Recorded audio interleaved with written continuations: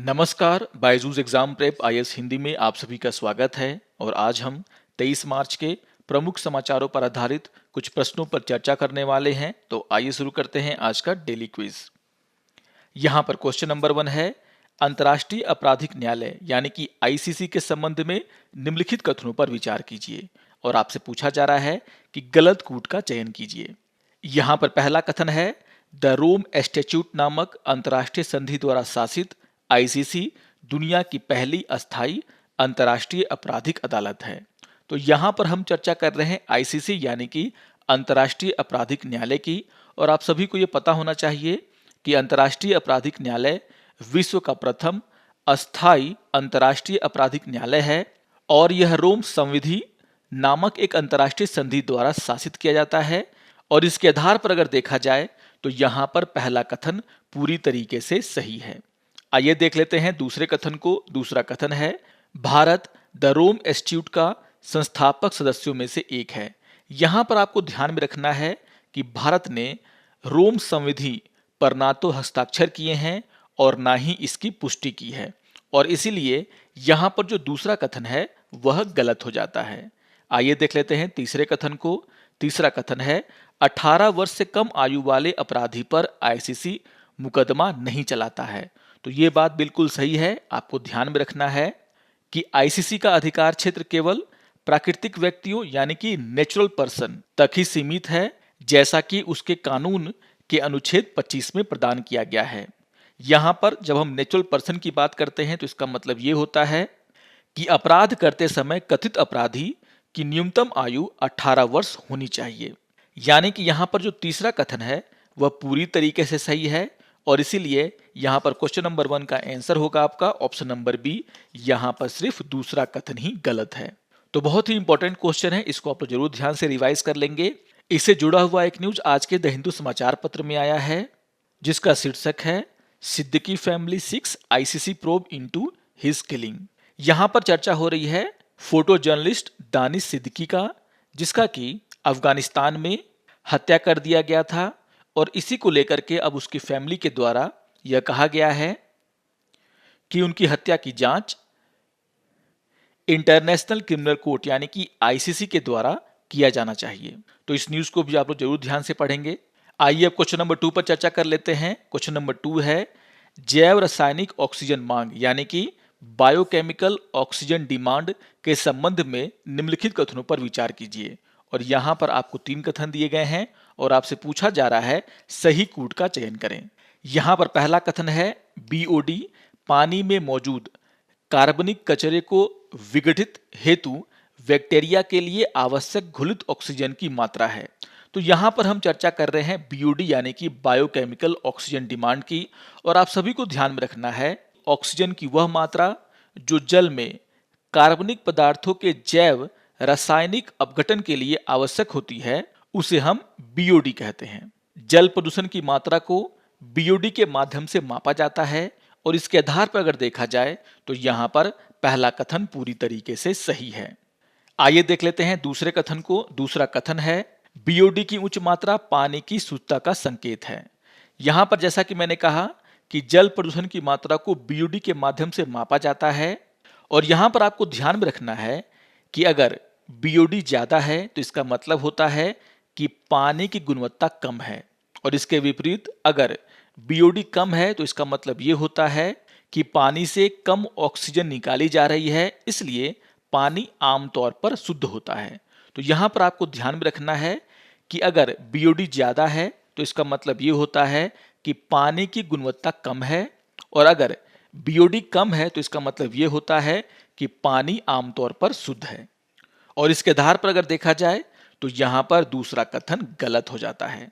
आइए देख लेते हैं तीसरे कथन को। तीसरा कथन है, चूंकि बीओडी बायोडिग्रेडेबल सामग्री तक सीमित है, इसीलिए यह जल प्रदूषण को मापने के लिए एक विश्वसनीय तरीका नहीं है।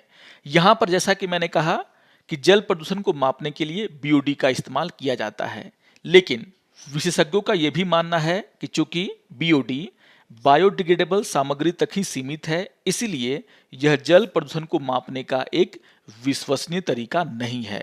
यानी कि इसके आधार पर अगर देखा जाए तो यहाँ पर तीसरा कथन पूरी तरीके से सही है और इसीलिए क्वेश्चन नंबर 2 का आंसर होगा आपका ऑप्शन नंबर बी। यहाँ पर पहला और तीसरा कथन सही है, दूसरा कथन गलत है।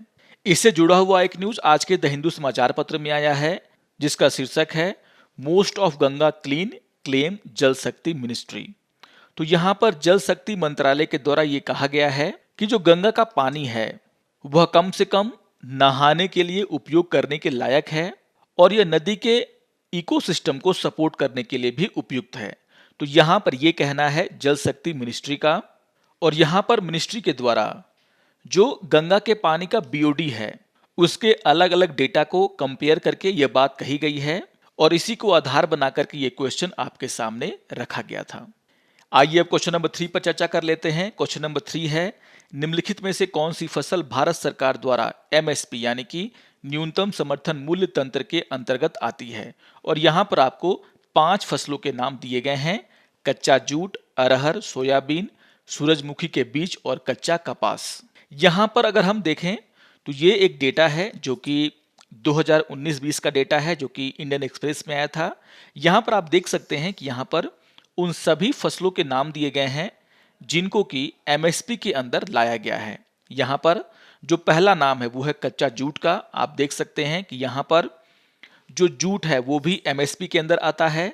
दूसरा नाम है अरहर की दाल का, और यहाँ पर आप देख सकते हैं कि जो अरहर की दाल है वो भी एमएसपी के अंदर आती है। इसके अलावा यहाँ पर जो तीसरा नाम है वो है सोयाबीन का, और आप देख सकते हैं कि यहाँ पर सोयाबीन भी एमएसपी के अंदर है। यहाँ पर चौथा नाम है सूरजमुखी के बीज, और आप देखेंगे तो यहाँ पर जो सनफ्लावर है वो भी एमएसपी के दायरे के अंदर आता है। यहाँ पर जो पांचवा नाम है वो है कच्चा कपास, और आप सभी जानते होंगे कि जो कॉटन है वो भी एमएसपी के अंदर आता है। यानी कि यहाँ पर जिन भी फसलों के नाम दिए गए हैं वे सभी के सभी एमएसपी यानी कि न्यूनतम समर्थन मूल्य तंत्र के अंतर्गत आती हैं, और इसीलिए क्वेश्चन नंबर 3 का आंसर होगा आपका ऑप्शन नंबर डी। यहाँ पर सारे के सारे फसलें एमएसपी के अंतर्गत आती हैं। इससे जुड़ा हुआ एक न्यूज आज के द हिंदू समाचार पत्र में आया है जिसका शीर्षक है government rises minimum support price for jute. आइए अब क्वेश्चन नंबर 4 पर चर्चा कर लेते हैं। क्वेश्चन नंबर 4 है प्रतिनिधित्व नहीं तो कर नहीं एक नारा है जिसकी उत्पत्ति निम्नलिखित में से किस घटना से हुई। और यहाँ पर आपको 4 ऑप्शन दिए गए हैं। तो यहाँ पर आपको ध्यान में रखना है कि यहाँ पे चर्चा हो रही है टैक्स विदाउट रिप्रेजेंटेशन, मतलब कि प्रतिनिधित्व के बिना कोई कराधान नहीं। यहाँ पर इसको लेकर के एक न्यूज भी आया है आज के द हिंदू समाचार पत्र में, जहां पर राज्यसभा में जम्मू और कश्मीर के बजट के चर्चा के दौरान यह बात कहा गया, और यहाँ पर सदस्यों का ये कहना था कि जम्मू कश्मीर से कोई भी रिप्रेजेंटेटिव सदन में मौजूद नहीं है, और इसीलिए ये बात वहां पर सदस्यों के द्वारा कही गई जो कि अमेरिकी क्रांति में कही गई थी, यानी कि प्रतिनिधित्व के बिना कोई कराधान नहीं। आपको ध्यान में रखना है कि यहाँ पर सदस्यों के द्वारा ये कहा गया कि अमेरिकी वकील जेम्स ओटिस ने कहा कि प्रतिनिधित्व के बिना कराधान अत्याचार है, जिसकी चर्चा इस न्यूज में किया गया है। तो यहाँ पर आपको ध्यान में रखना है कि यह जो नारा था कि प्रतिनिधित्व के बिना कोई कराधान नहीं, यह नारा अमेरिकी क्रांति के दौरान उत्पन्न हुआ था, और इसके आधार पर अगर देखा जाए तो यहाँ पर क्वेश्चन नंबर 4 का आंसर होगा आपका ऑप्शन नंबर डी यानी कि अमेरिकी क्रांति। तो बहुत ही इंपॉर्टेंट न्यूज है ये, इसको आप लोग जरूर रिवाइज करेंगे। आइए अब एक प्रीवियस ईयर क्वेश्चन पे चर्चा कर लेते हैं, और ये क्वेश्चन 2020 में पूछा गया था। क्वेश्चन नंबर 5 है निम्नलिखित टाइगर रिजर्व में से क्रिटिकल टाइगर हैबिटेट के तहत सबसे बड़ा क्षेत्र कौन सा है। और यहाँ पर आपको 4 ऑप्शन दिए गए हैं। यहाँ पर अगर हम क्रिटिकल टाइगर हैबिटेट की बात करें तो यह वह एरिया होता है जिसकी पहचान वन्य जीवन संरक्षण अधिनियम 1972 के तहत की जाती है। इसे हम महत्वपूर्ण बाघ आवास भी कहते हैं। इस क्षेत्र को वैज्ञानिक साक्ष्य के आधार पर सुरक्षित करने की आवश्यकता होती है, अनुसूचित जाति या फिर ऐसे अन्य वनवासियों के अधिकारों को प्रभावित किए बिना। तो ये क्षेत्र बाघों के संरक्षण के लिए बहुत ही जरूरी होता है। और यहाँ पर जो टाइगर रिजर्व दिए गए हैं, अगर हम उनके क्रिटिकल टाइगर हैबिटेट एरिया को कंपेयर करते हैं तो आपको देखने को मिलेगा कि नागार्जुन श्रीशैलम टाइगर रिजर्व का जो क्रिटिकल टाइगर हैबिटेट एरिया है वो बहुत ही ज़्यादा है। आप देख सकते हैं कि इसका जो सीटीएच है वो लगभग 3721 किलोमीटर स्क्वायर है, जबकि सुंदरवन का जो सीटीएच है वह मात्र 1699 किलोमीटर स्क्वायर है। और इसके आधार पर अगर देखा जाए तो क्वेश्चन नंबर 5 का आंसर होगा आपका ऑप्शन नंबर सी, यानी कि नागार्जुन सागर श्रीशैलम टाइगर रिजर्व। आइए अब आज के तथ्य के ऊपर चर्चा कर लेते हैं और आज हम चर्चा करने वाले हैं हाइपरसोनिक हथियार को लेकर के। इससे जुड़ा हुआ एक न्यूज आज के द हिंदू समाचार पत्र में आया है और यहां पर हाइपरसोनिक वेपन को लेकर के चर्चा किया गया है। जैसा कि आप सभी जानते हैं कि रूस के द्वारा यूक्रेन में हाइपरसोनिक मिसाइल का इस्तेमाल किया गया है जिसका नाम है खिंजाल, और इसी को लेकर के यहाँ पर पूरी दुनिया में चर्चा हो रही है।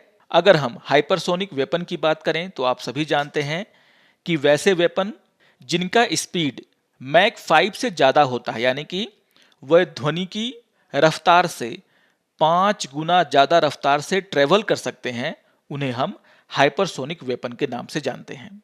दुनिया के जो बड़े देश हैं यानी कि रूस, चाइना और यूएस, इनके द्वारा हाइपरसोनिक हथियार रखने की बात हमेशा कही जाती रही है।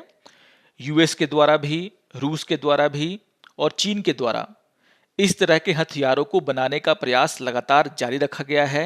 और अगर हम यूएस की बात करें तो यूएस के द्वारा 1949 में ही इस तरह के हथियार बनाने को लेकर के काम शुरू कर दिया गया था और उस प्रोजेक्ट का नाम था प्रोजेक्ट बम्पर।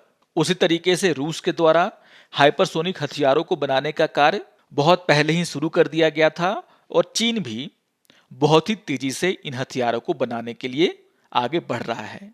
अगर हम दुनिया के दूसरे देशों की बात करें तो यहाँ पर यह कहा गया है कि रूस, चीन और यूएस के अलावा ऑस्ट्रेलिया, जर्मनी, फ्रांस, इंडिया ऐसे देश हैं जो कि हाइपरसोनिक वेपन्स को बनाने की इच्छा रखते हैं।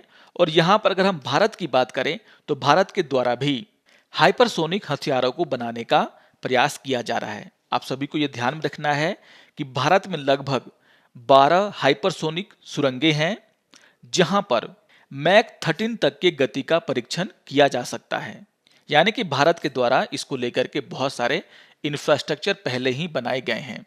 आपको पता होगा कि भारत HSTDV यानी कि हाइपरसोनिक टेक्नोलॉजी डेमोन्स्ट्रेटेड व्हीकल कार्यक्रम चला रहा है और इसके हिस्से के रूप में भारत के द्वारा हाइपरसोनिक क्रूज मिसाइल का विकास किया जा रहा है। इसके अलावा भारत स्क्रैमजेट इंजन भी बना रहा है जो कि मैक 6 तक जा सकता है।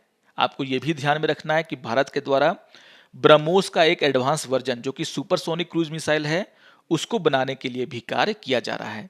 तो यहाँ पर भारत के द्वारा भी हाइपरसोनिक वेपन को लेकर के बहुत सारे कार्य किए गए हैं और जो मौजूदा परिस्थिति है दुनिया की उसको देखते हुए जो आने वाला समय है उसमें हाइपरसोनिक वेपन को लेकर के और भी रिसर्च किए जाएंगे दुनिया के अलग अलग देशों के द्वारा।